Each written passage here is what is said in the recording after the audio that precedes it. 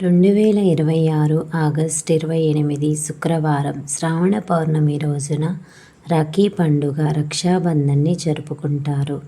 పౌర్ణమి తిథి ఆగస్టు 27 ఉదయం ప్రారంభమై 28 ఉదయం వరకు ఉంటుంది. ఓం శ్రీ మహాలక్ష్మ్యై నమః. అందరికీ నమస్కారం. మన లక్ష్మీ డివోషనల్ వరల్డ్ ఛానల్కు స్వాగతం.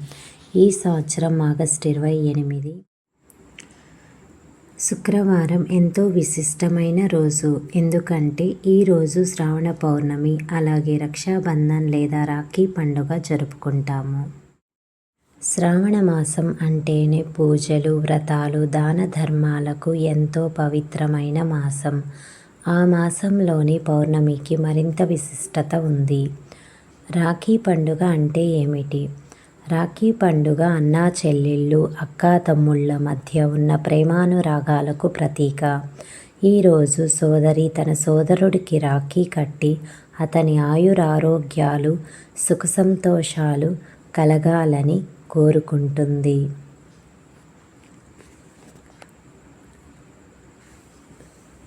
అలాగే రాఖీ కట్టేటప్పుడు ముందుగా దేవుణ్ణి స్మరించుకొని కట్టాలి. శ్రావణ పౌర్ణమి అంటే ఏమిటి?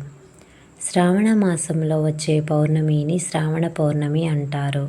హిందూ సంప్రదాయంలో శ్రావణ మాసం ఎంతో పవిత్రమైనదిగా భావిస్తారు.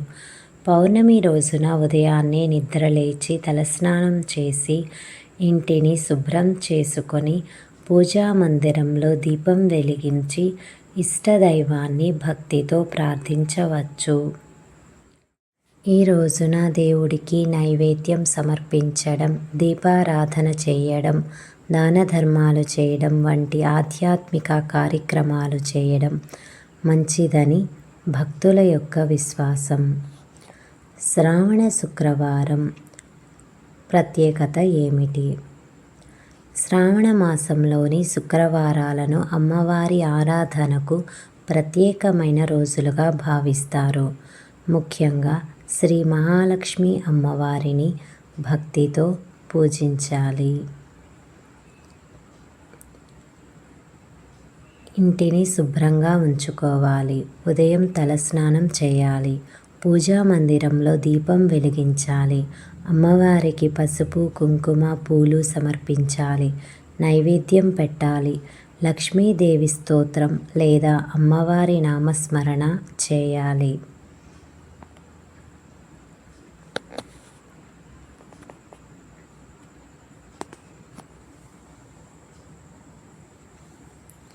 కుటుంబ సభ్యుల సుఖ సంతోషాల కోసం ప్రార్థించాలి. అమ్మవారి అనుగ్రహంతో మా ఇంట్లో సుఖశాంతులు, ఐశ్వర్యం, ఆరోగ్యం కలగాలి అని ప్రార్థించవచ్చు. రాఖీ పండుగ అంటే ఏమిటి? ఎందుకు జరుపుకుంటారు?